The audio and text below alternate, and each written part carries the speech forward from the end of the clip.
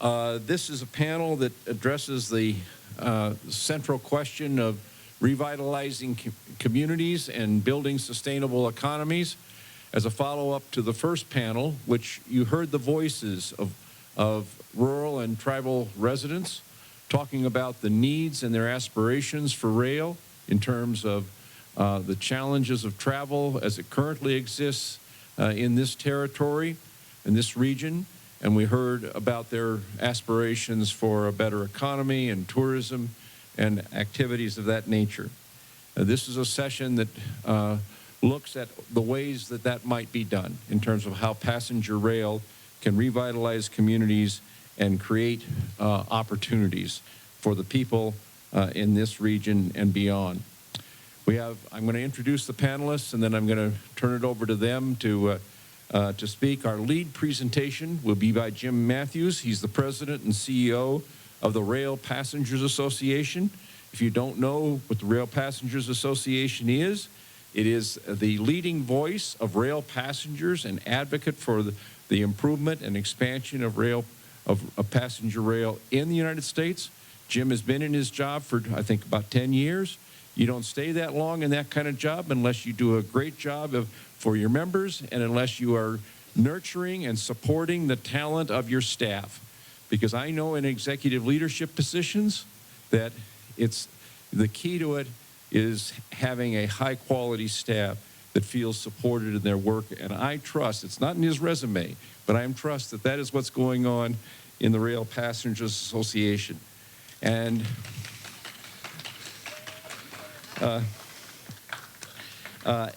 before that, he was a journalist in the transportation arena, and since in the last 10 years, he's seen the beginning of passenger rail renaissance in this country.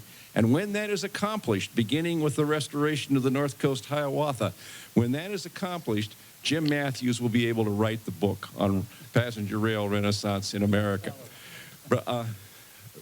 Bruce Agnew is the director of the Regional Infrastructure Accelerator Program at the Pacific Northwest Economic Region.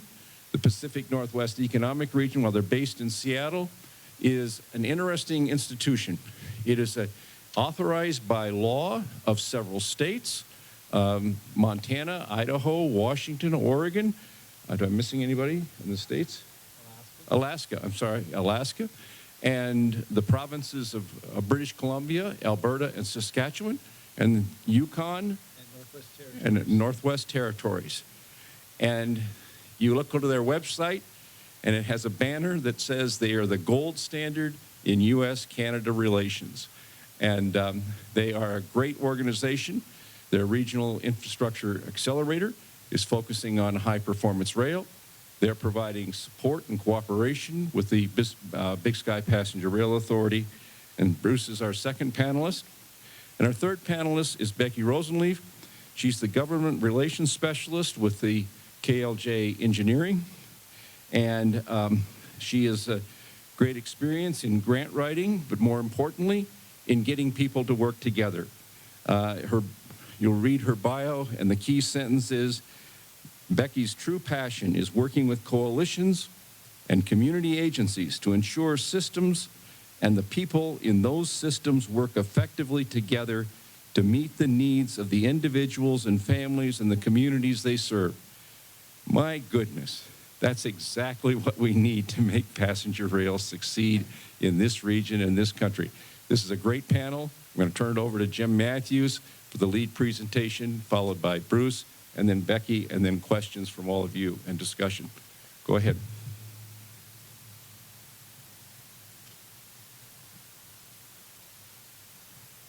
Dan, thank you for that wonderful introduction and slightly embarrassing introduction. I don't know who that guy is. I'd like to meet him. Hi, everyone. I'm Jim Mathews. I'm President and CEO of the Rail Passengers Association.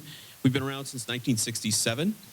We are the oldest and the largest organization that has worked consistently to expand passenger rail in the United States. I was thinking about the last panel. When I was on the National Advisory Committee for Travel and Tourism Infrastructure a few years ago, I served alongside representatives from the American Indian Alaskan Native Tourism Association, and really got chapter and verse on the needs of the tribal communities. So I would urge you, since you have the tribal representatives here today, don't leave without having that conversation. It's an incredibly important conversation and one that is often overlooked. So I'm really excited to be here. We've been working with Big Sky before there was a Big Sky. So it's been really exciting to see how this has developed. Dave and Dan asked me to spend today talking about what this might look like in real life. We've heard all day about things that are coming, things that we want to see happen. And he asked me to take a look at what's already happening to kind of give you a sense of what really is possible. So I'm just going to go very quickly through a few examples of where this has already been a really terrific investment and how it has transformed communities.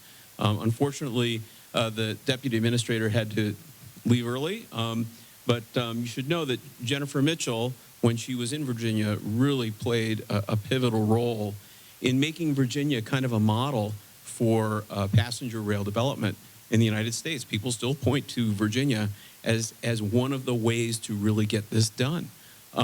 So look at what's happened in Virginia. $1.4 billion in economic returns to the Commonwealth of Virginia because of the Amtrak service. Created or sustained 1,400 jobs every single year. I hate to use this number because it's a little misleading, but if you look above the rail, if you take the capital costs out, which of course you really can never do, but if you take the capital costs out, the Virginia services are profitable above the rail. They more than cover their operating costs. Ridership is actually more than that. It's actually more than doubled now. And when you look across the Commonwealth, 4 of Amtrak's 5 best financial performing corridors are in Virginia. So it's really a tremendous success story. 6.8 million Virginians are served. There are over 20 universities, colleges, higher education institutions that are served by Amtrak in Virginia. Students rely on it. If you've ever gone to Charlottesville to see what that looks like at certain peak periods, right? The fall break and spring break and moving in day and moving out day. It's nuts. It is probably 10 times more than the Charlottesville platform can absorb. It's a good thing. It's a good problem to have. But again, this is a living, breathing example. This isn't something in the future. This isn't something that we can put on a spreadsheet and say, well, if we do all the things right, we think this is how it's going to turn out.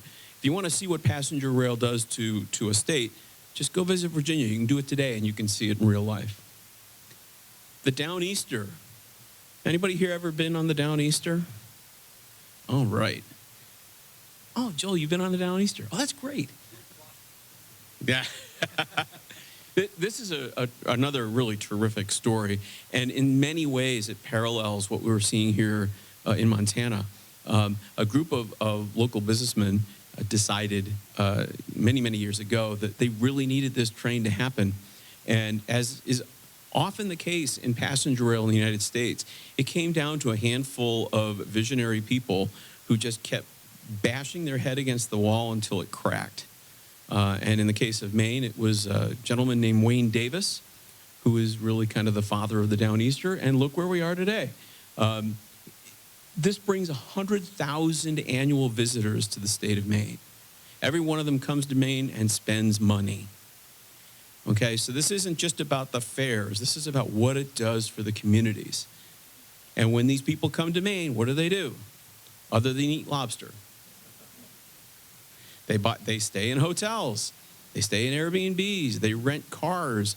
They go to the parks. They go to the restaurants. They shop. They buy trinkets. They leave money behind. And when they do that at the scale of 100,000 annual visitors, that's a significant shot in the arm to a state which really, frankly, needs it. So really, Downeaster is another one of those real huge success stories. And I like to point out on the Downeaster, one of the things that passenger rail does, one of the sort of the magic fairy dust of passenger rail, is the way that it attracts private capital. And this is kind of a multiplier effect that a lot of folks kind of overlook, right? But the existence of the Downeaster led to a development called Thompson's Point. And that attracted $105 million in private capital investment to make that happen. And so that's kind of the transformative power of passenger rail. And when we talk about, well, is Amtrak profitable? Well, that's kind of the wrong question to ask. You know, it's not about whether Amtrak makes a profit. It's about whether the community makes a profit, whether the community is better off. And one of the things that passenger rail does is it creates the preconditions for the success of private capital, and you can see it in Maine with the Downeaster. Gulf Coast. This is very much in the news these days. I recycled this slide. Chrissy Award was actually, okay, we'll adapt and overcome. We will adapt and overcome. So the Chrissy Award was actually last year. And this is to complete the infrastructure work that is needed to launch service in Mobile, between New Orleans and Mobile. This has been 2 decades in the making. And this is one of those things where it is looking forward. It is kind of predicting something that's going to be happening. But we're really right on the cusp. We're looking right now for the Mobile City Council to vote on a land use agreement that will permit construction to begin on this platform. And the objective, the hope, is to get this done in time to see service start before the holidays this year. But that is all going to come down to the Mobile City Council.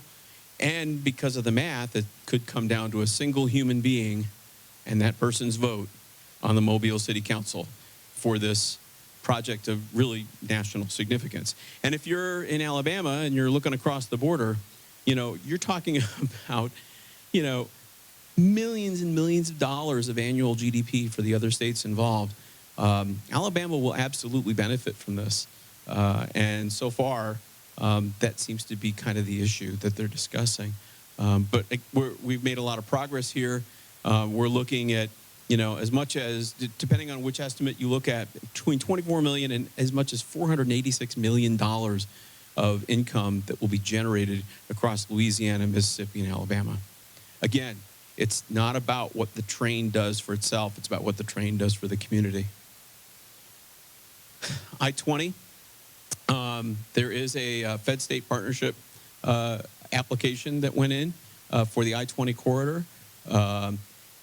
This, you know, we focus a lot on, well, this is going to connect Jackson and Marshall, Texas.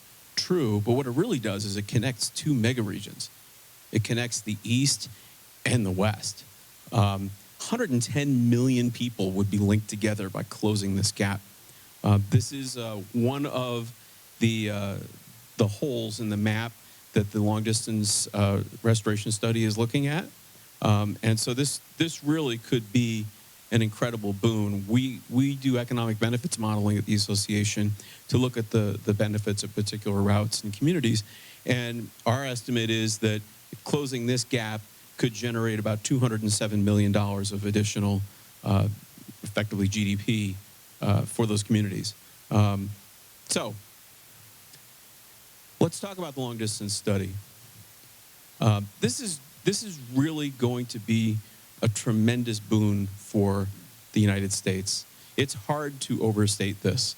The long distance study, it's part of the Investment in Infrastructure and Jobs Act, the IIJA, the Bipartisan Infrastructure Law.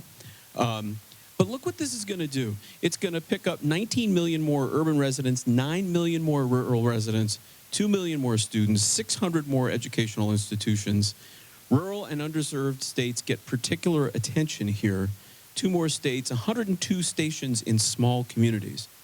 So this is a genuine commitment to rural communities. And, you know, I put up just a little snippet of the map here. I have a board member in my association who many of you probably know, Dan Bilka, and his Zoom background that he uses is a map. of the Intermountain West. It's got the Amtrak service across the top, and then this great big blank spot, and he's written in big fat type, "People live here." And that's what's really going to be kind of cool. Because here's what the map actually would look like. And as the deputy administrator said, we don't do this all at once, but it's there. And if you look at how much more connectivity this creates, it's a little hard to see in the lighting here, but the gray lines are the existing Amtrak network. All of these colored lines would be additive. It would sit on top of the existing Amtrak network. If we could even do a fraction of this in the next 10, 15, 20 years, think about how transformative that would be. And look at how many communities would finally have access to the economic success of the United States. And think about how much private capital development that might generate. We've seen it in other parts of the country. I showed you the Downeaster. I showed you Virginia. You want to go to Denver and go look at the Denver Union Station complex. That is private capital that was attracted and brought in because of the service. Meridian, Mississippi has returned 170 times the original investment in their intermodal station in the form of private capital investment within about 5 blocks of that station. It's an economic engine. But let's talk about people. Because we can talk about numbers and dollars and what might be coming, but this is what this really is about. And I think about her a lot. And this is why I do this. This is why I've spent the last 10 years in the association doing this. Her story is among the many that, to me, explains why we're here and why this work is so important.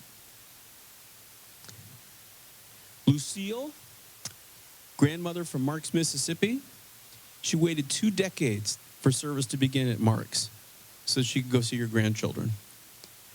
She's 100 years old. She can't fly. She can't drive. This is the only way she can get around. And I'm going to go backwards for a second. I want you to look closely. She's getting on the train. Do you see those Amtrak employees helping her get up on the train?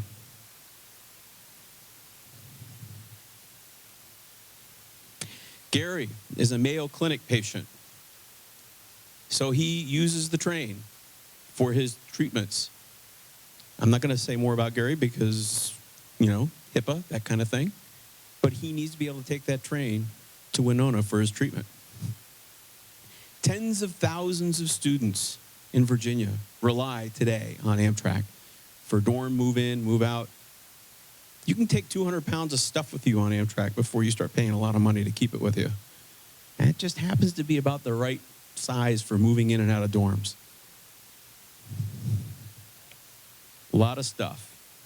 So, these are the kinds of stories. We shared about 1,400 or more stories just like this that we've gathered with the Surface Transportation Board to help them understand the public benefit, the public good that is created by investing in passenger rail.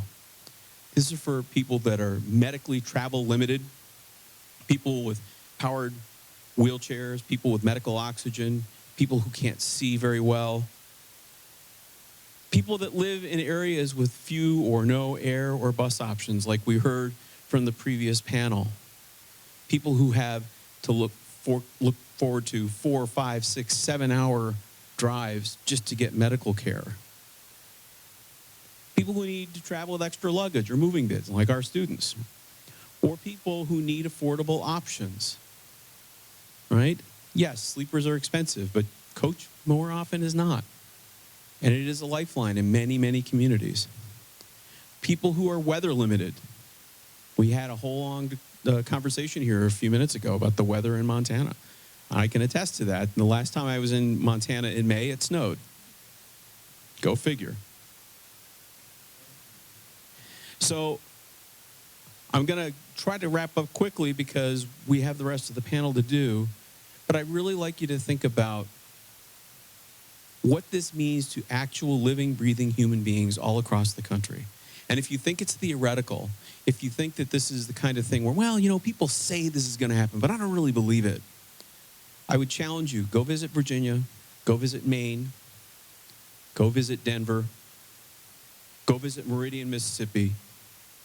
There are places all around this country that have benefited from investment in passenger rail. You can see it, touch it, taste it, eat in the restaurants, stay in the hotels, and really enjoy the results of that investment all across the United States. And I'm really excited and proud of the privilege that we have had at the Rail Passengers Association to work with Dave and Dan and with the rest of the Big Sky Authority to see that happen here in Montana and in the Intermountain West. And I just can't wait to see how it all turns out. So thanks very much.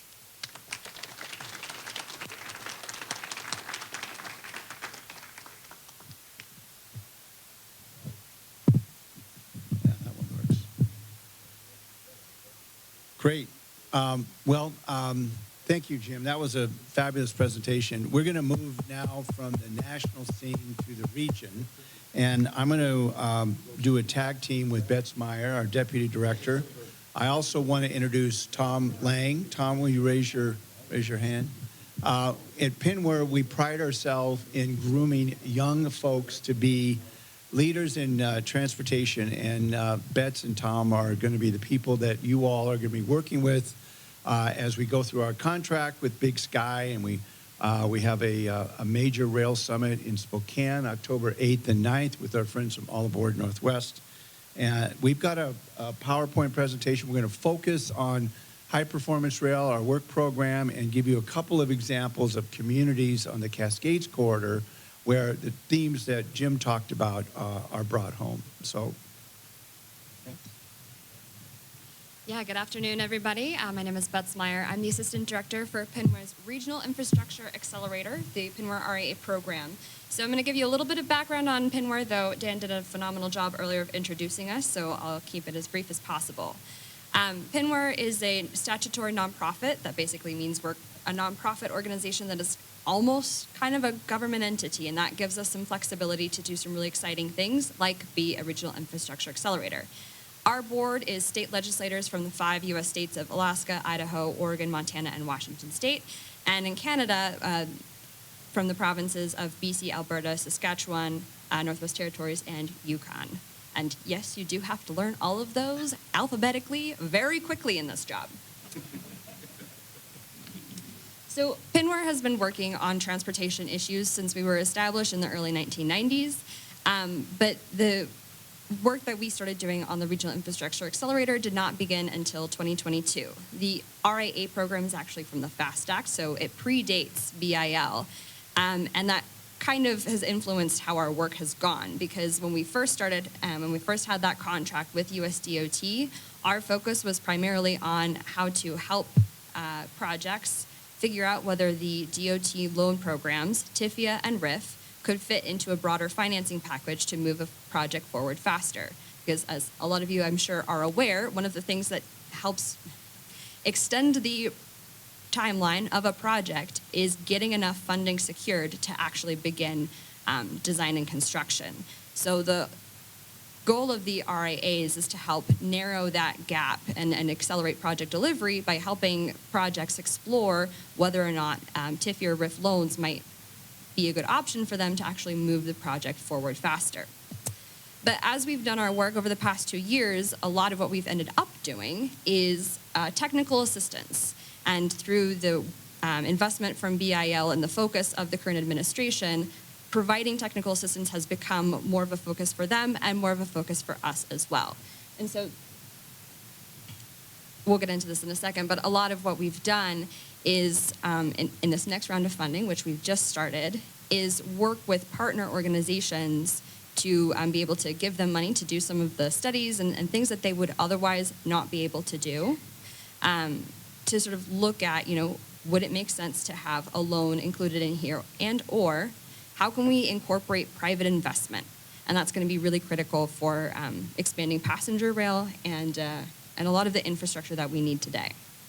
So as it says on the slide, we have projects that ease supply chain disruptions, reduce transportation-related pollution, and then increase environmental and economic justice for communities. We have 4 program areas. The first is the Build Northwest Center of Excellence, and this is where all of our education and outreach lives.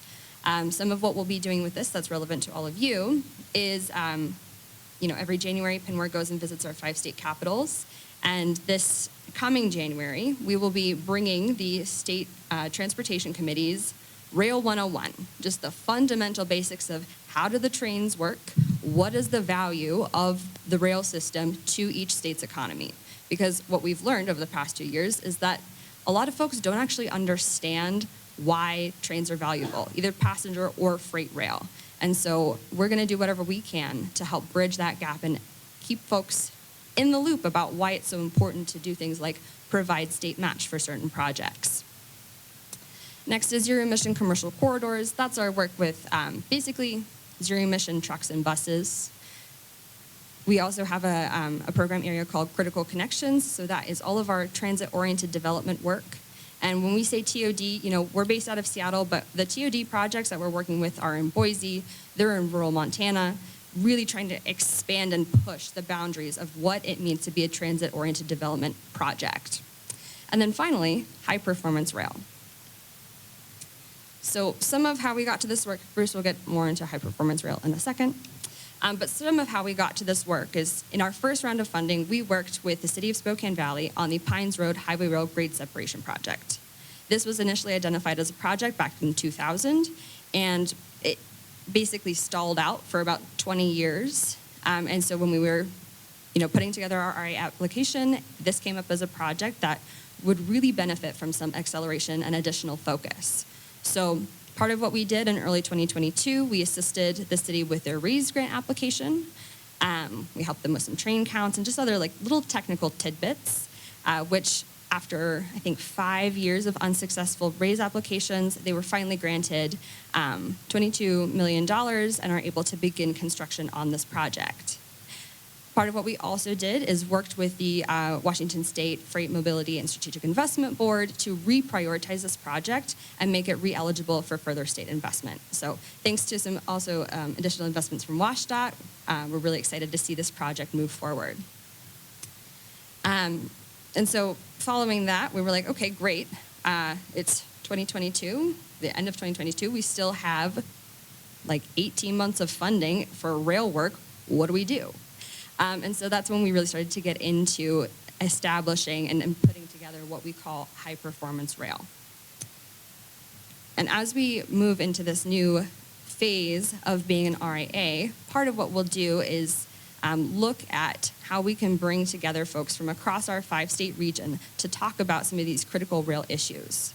And this is something that I brought up with the FRA yesterday, is that, they have all of these long-distance routes that they're proposing, but they don't have any mechanisms for the states along those routes and the communities along those routes to begin talking to each other.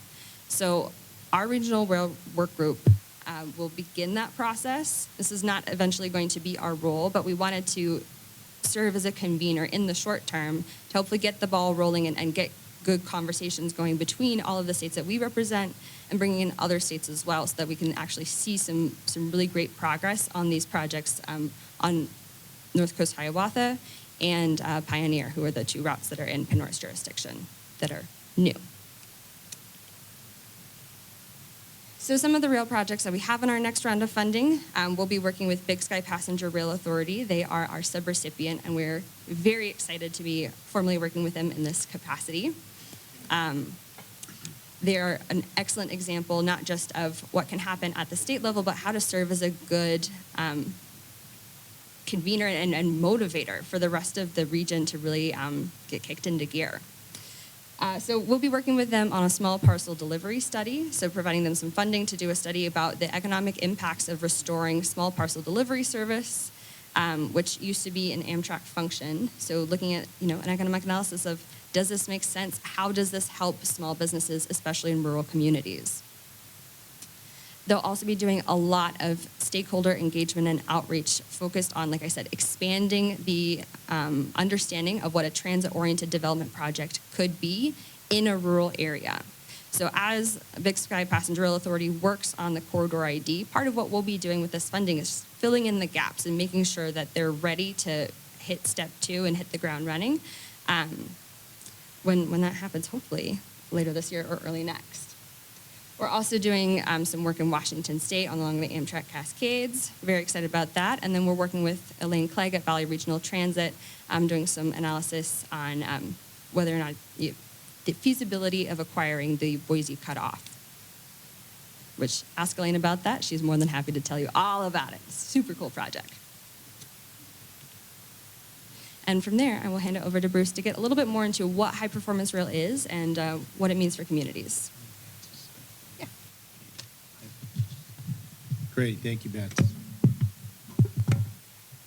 Okay, so I hate to admit this, but 30 years ago, when I had dark hair, I rode the train, the inaugural run with political leaders from Seattle and Vancouver to celebrate the resumption of passenger rail service to British Columbia. And on that train, there was a congressman named Al Swift, who you may remember was from Bellingham and the author of Swift Rail legislation, one of the real early rail leaders in Congress. And he told me, I'll never forget this, passenger rail operates in the slipstream of freight. Respect their trains and their tracks, understand their operations, and you will be successful.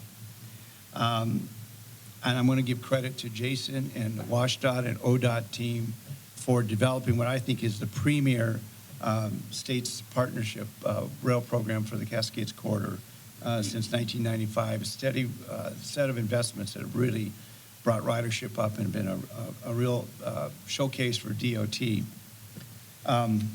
High performance rail, as we discuss it, is encapsulated in the term identifying, bundling, and accelerating joint public and private rail projects that can significantly reduce passenger train delays and improve freight and supply chain deliveries. Now, to understand railroads, you have to hire railroad people. So we're very blessed to have Andrew Johnson, the former head of Community Affairs, and before that, Transportation Advisor to Washington Governor Gary Locke. He brought on Daryl Ness, who is the Northwest Operations Manager for BNSF, to tell us how railroads operate. And these guys, they know every milepost of not only the BNSF, but the UP system. And what's interesting to me is the genesis for high-speed rail really came from the Great Northern Corridor Coalition, which was launched back in 2014 by the Montana DOT as the lead agency with federal highway funding, so it was multimodal. And the purpose was to work with BNSF to figure out how we can improve efficiencies for supply chain. And that led to several successful projects, investments by BNSF in the Great Northern Corridor, where the Empire Builder operates. And much of this work was done through a simple memorandum of understanding between the railroad, state DOTs, and a significant partnership with inland and seaports along the Northern Corridor. Now, their focus was freight, and as we talk about high-performance rail now, passenger rail is part of that mix. Next slide. Okay, one of the projects that we're most proud of, and Bet's referred to the Spokane Valley, are highway over and underpasses on rail corridors. Now, these tend to be orphan projects. Railroads said, look, we were here first. We got thousands of these things around the country. They're not our responsibility. State DOTs, local governments, they don't have the money for a $20 million rail overpass. But they're very important for the community because you see longer unit trains passing through our community. Coal trains, oil trains are slower. They block the intersections for longer periods of time. They prevent emergency responders to access the community. And the complaint I hear the most about is if you don't have grade separation, you have train horns going off in the middle of the night, as I know from living on the BNSF corridor along Puget Sound.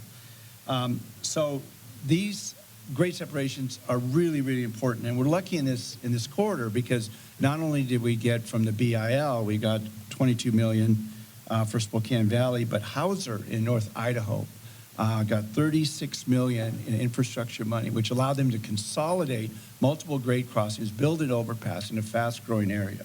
A great project. Connecting agricultural global markets is also very important. We have to understand the needs of our farmers to get our products from the interior to the seaports, to the Asia-Pacific markets on rail rather than on trucks, because it's more environmentally friendly. We think that passenger rail advocates need to work with Granges and the Farm Bureau in common cause to increase investment in the rail corridor.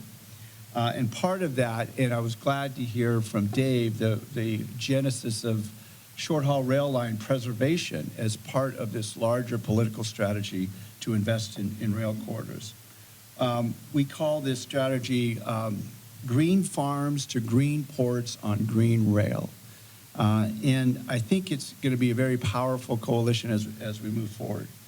Agriculture is big with state legislators, particularly in Montana and Idaho.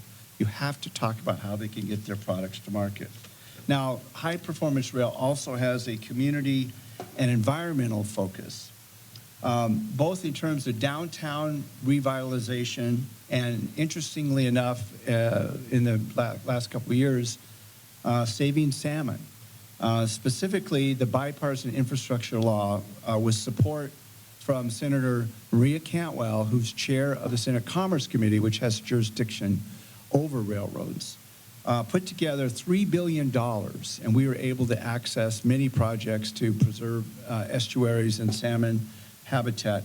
One of the ones that I'm most proud of, and there's a picture of it up here, is the BNSF corridor with the Cowlitz tribe that developed a new culvert. This is an 8-foot culvert where the fish simply couldn't get through. And this is at Hardy Creek, which is a tributary of the Columbia River, which has a lot of rail traffic, both from BNSF and UP. Now, High Performance Rail, in our minds, can help heal the scars to nature that old construction habits have on our highways and railroads. So this is really a good opportunity for us to move forward on this. Now, real quick, I'm going to speed this up a little bit and talk about two towns that are really good examples of community redevelopment. In Centralia, we had an old train station. It's a logging community. It fell on economic hard times. Repurposed downtown, built up the station, added more trains.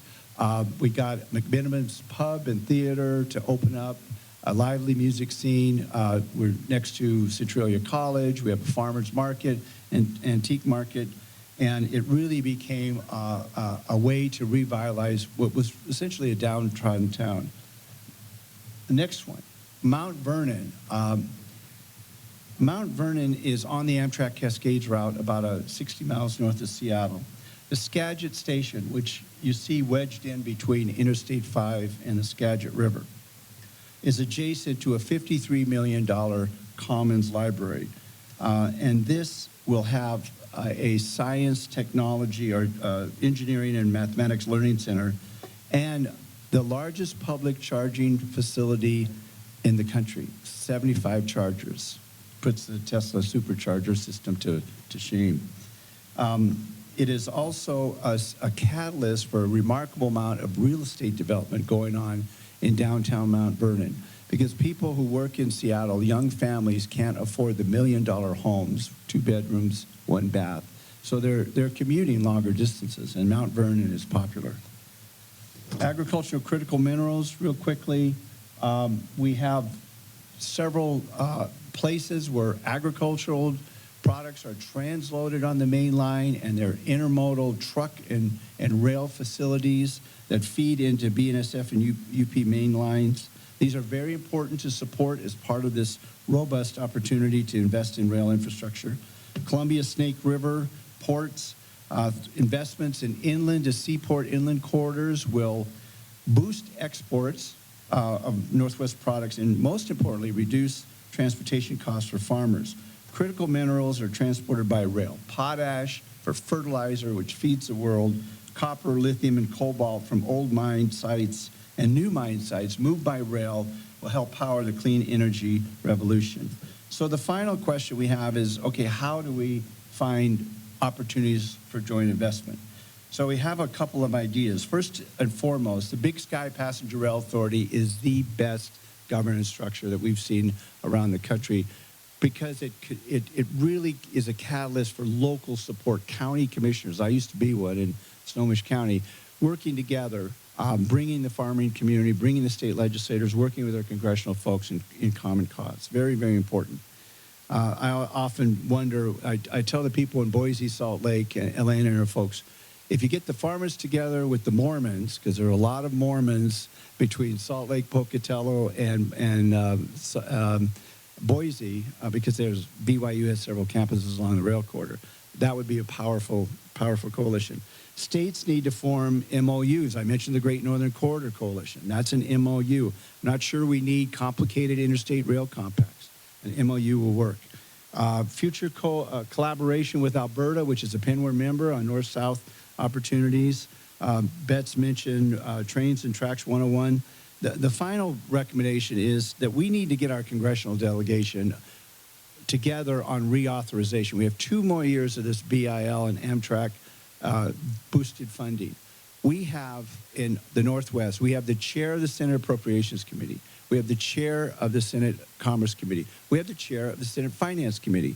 We have the ranking minority member, potentially chair of the House Transportation Committee, and we have the chair of the Commerce Committee. We ought to be able to work together to get our fair share of rail funding for freight and for passengers. Thank you.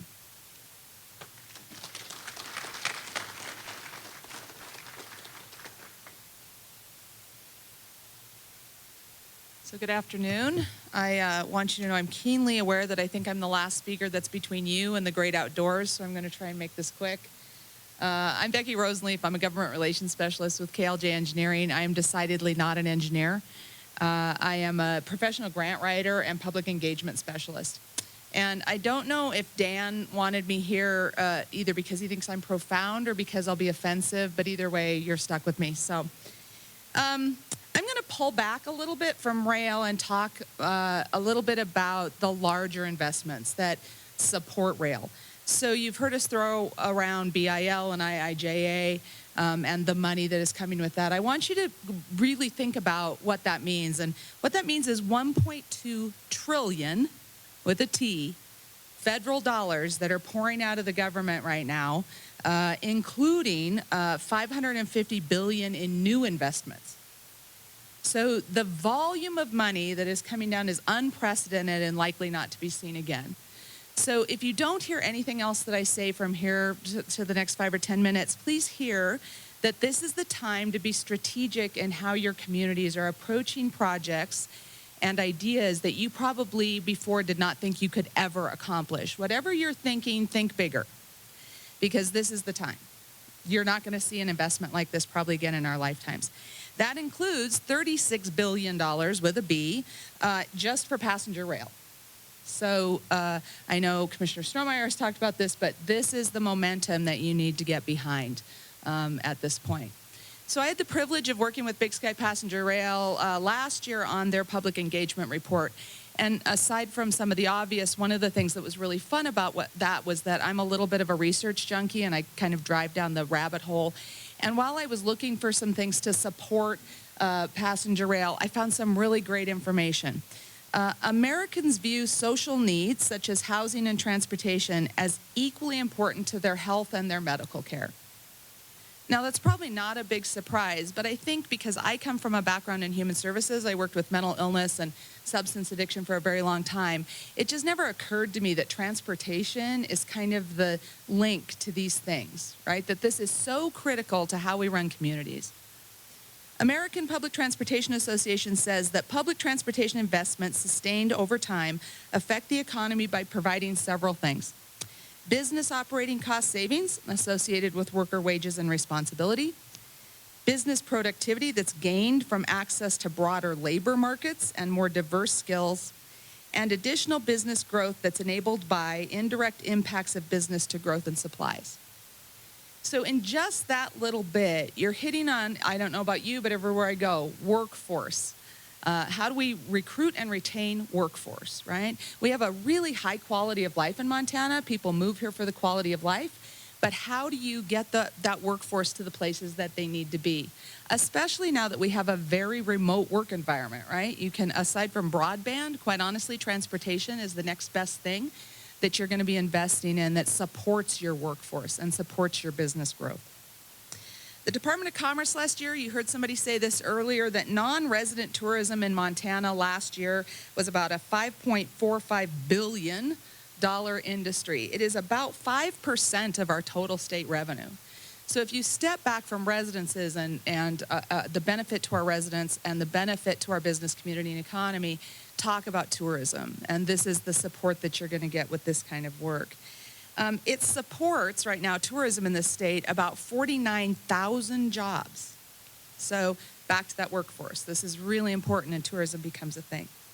My favorite quote when I was working on that report that I wrote down, because I just think it's great, is that for tourism, trains through their superior transport capacity have the ability to convincingly respond to tourism.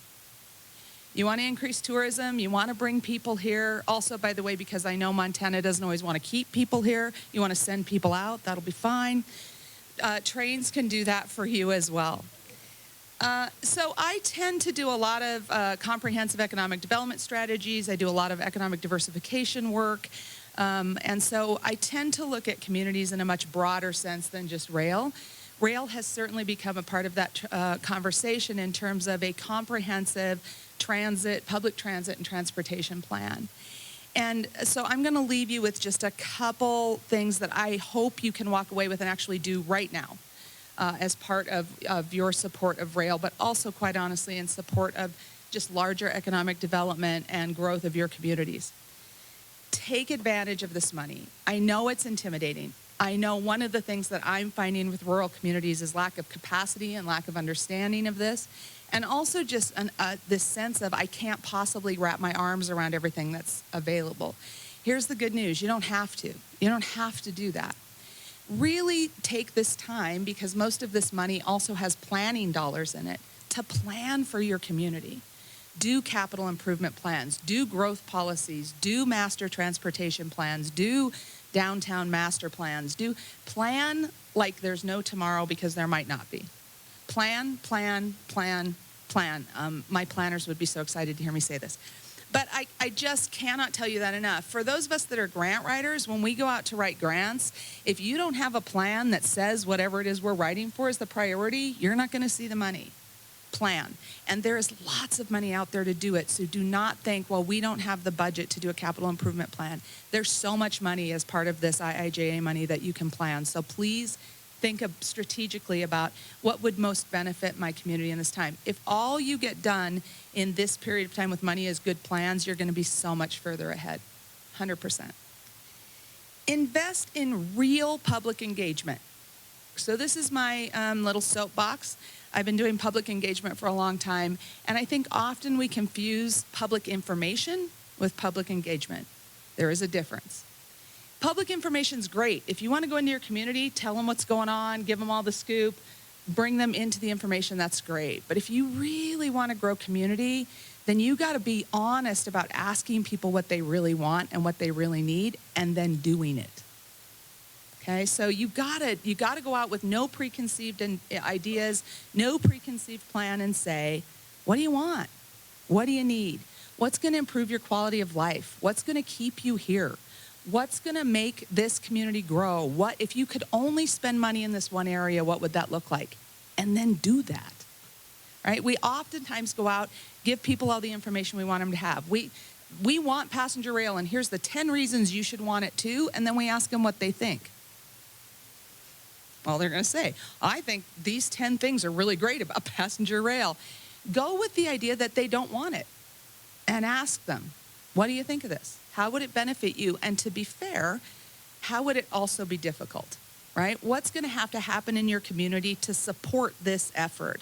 So along with, infrastructure improvements to lines and crossings like we've talked about, do you have a depot? Do you have a way to get people back and forth from the depot? What's your internal transportation system look like? Can you get back and forth? Can you support that? And if not, what does it look like for you to do that? So be really comprehensive. It will obviously happen. Passenger rail will happen. Dave, hear me say it. But even if it doesn't, the investments that you make in your community to do that are very powerful and will enhance your community even before passenger rail ever gets there. This is going to be the offensive part, and then I'm just going to leave. You have to ask the hard questions, and you have to identify the turf and the sacred cows. Every community has them, and when Dan talks about my deep passion for getting people to work together, if you're going to do that and you're going to do it effectively, you're going to have to look at turf and you're going to have to look at sacred cows. And you're going to have to admit they're there, and then you're going to have to kill the sacred cow. So you really have to have a conversation about why is it that we're not getting this done? If we love our community, if we love this, if we do this, why is it that we have this barrier? And almost always it will be turf and a sacred cow, maybe more than one sacred cow. I would also tell you to be really self-aware because you might be the sacred cow. Okay, I work in a lot of rural and a lot of tribal communities. It's my favorite thing to do. I'm working with, right now, 36 tribes over 6 states. I'm working with another 100, really, when I say rural, less than 10,000 people. Rural, not the federal definition of less than 200,000 people, which is always very funny to me, but because we work in frontier states, right? So we know what rural really is. And I think that that's the biggest thing, right? The biggest barrier to this is, well, we've always done it this way. You got to think bigger, and you got to be ready to say, yeah, we're going to do it different. And that might mean that this person is not going to be the best fit for that, and be really honest and respectful about that. So I'm going to wrap up. I don't know, Dan, you've got questions, so thank you so much.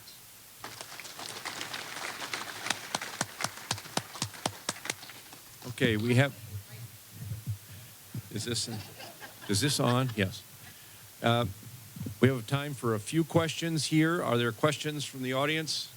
Yes, we're here. You said you have a training tracks 101 for the federal government, the legislature.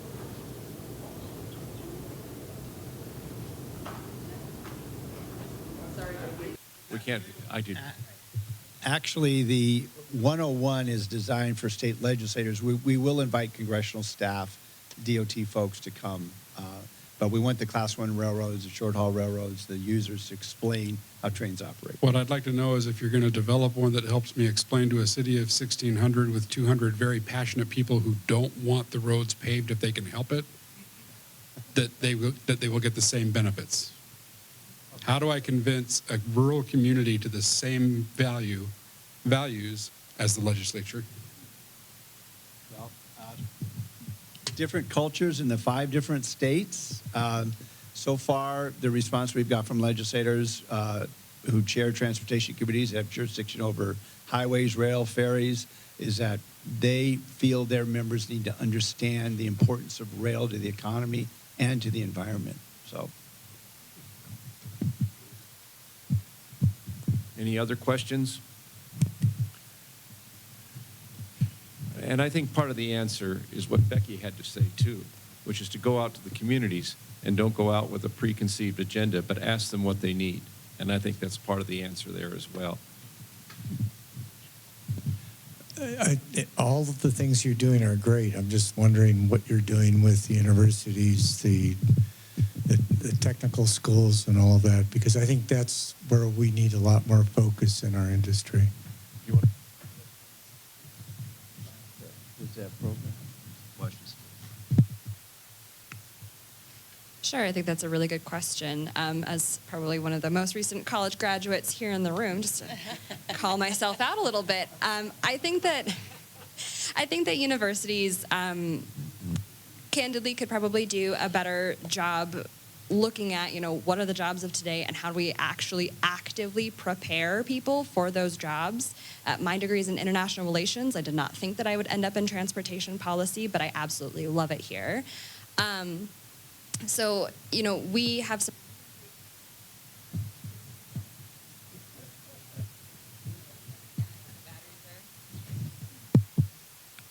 All right, take 2.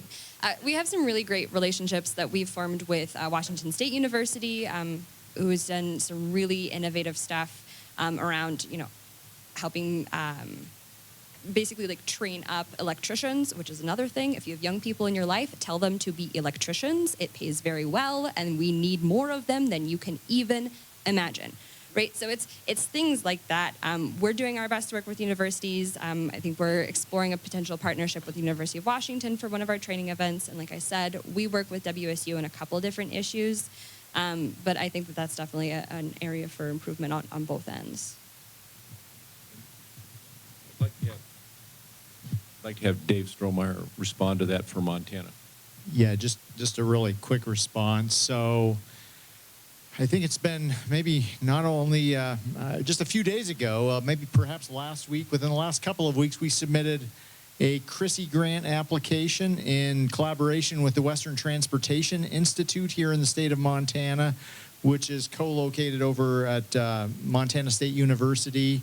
And this is going to be focused on workforce development. So we're looking at partnering with community colleges, tribal colleges, our flagship universities here in the state of Montana to really develop a plan and engagement with our educational institutions here in the state to create the workforce for the 21st century to support the sort of rail vision that we've been talking about all day today. I should also mention secondary schools. Let's not forget the opportunity for educating folks who might not be going on to formal 2-year or even 4-year colleges, but looking at helping folks into a career path, rail-related career path right out of high school. Yes, question here. Diane? This is for Jim. Are there ways to make passenger trains more user-friendly for people that are coming out to ride their bicycles? I mean, I work with Rails to Trails, and that's a big thing in Montana now. Here we go. All right, here we go. There definitely are bike-friendly ways to do this. Amtrak has quite a few baggage cars now that have bike racks in them. But Amtrak needs a lot more of them. And I think, I mean, Chase is here. You might bend his ear about it because he's not only an Amtrak guy, but he's a bike guy. But the short answer is yes, it can be done. A lot of the new designs that Amtrak is looking at include the ability to put bikes in with the coaches and stuff. So there's definitely, people are thinking about adding bikes into the mix as they go forward. 4 or 5 blocks from where you are right now is the headquarters of Adventure Cycling, one of the leading biking organizations in America. And they have already worked, I believe, with Amtrak on train programs. And don't you think that Adventure Cycling might be invited to participate in the service development planning process for the North Coast Hiawatha? I think Dave Strohmeyer can walk from his office 2 blocks to Adventure Cycling, or he walks from his home past Adventure Cycling to get to work if he goes into the country. So anyway, just a little bit of background. So, well, I want to thank the panel. I just have one last comment I'd like to make, just as a point of personal privilege. I asked the question earlier about how bad the weather gets in Montana. This is about on the subject of creating opportunities in communities, revitalizing communities. If you're from outside Montana, if you're an Amtrak board member, if you're with the Federal Railroad Administration, please understand that Montana, 7 months of the year, does not have a reliable 24 system transportation system. It does not work. The interstate highways do not work 24/7 for 7 months of the year. It's not guaranteed because of the weather. We have beautiful weather today. A few weeks ago, Bozeman Pass was socked in for 24 hours, and there were real problems and injuries and health challenges, serious situations on Bozeman Pass. You could not go from Missoula to any place east of Bozeman, Montana, or vice versa. And there was bad weather surrounding it, not just on the pass. We do not have air service directly between our major cities. Between Spokane and Fargo, you take the major cities, Bismarck and Minneapolis to Spokane. Almost no air service between the major metropolitan areas. You can't fly from Missoula to Billings, Missoula to Bismarck, Bismarck to Bozeman. You can't fly directly between those cities. You have to go to Denver or Salt Lake City at prohibitive cost. There is no year-round, 24/7 transportation system in Montana and North Dakota and northern Idaho and parts of others of the adjacent states. And it is different here. Passenger rail will work differently here. That is why in our service development planning process, we will look at twice daily service and on-time performance. The general assumption is that on-time performance is the biggest boost to ridership. But in the context of a state where there is no year-round reliable transportation system, twice daily service may react very differently in that situation because people can finally get to their doctors, send their kids to school, take their sports teams to tournaments in the wintertime in ways that they cannot do it today. And so it's a very different situation and circumstance. And so be ready for new ideas and new information coming out. My voice is breaking because my throat is feeling, I'm not breaking up. Personally, it's just breaking up. Wait for new information and new ideas to come out of the service development planning process for corridor ID for the North Coast Hiawatha. Thank you very much. All right, thank you, panel. What a way to end the day. Thank you so much, everyone, for sticking it out today to the bitter end. Thank you to our sponsors who made this event possible.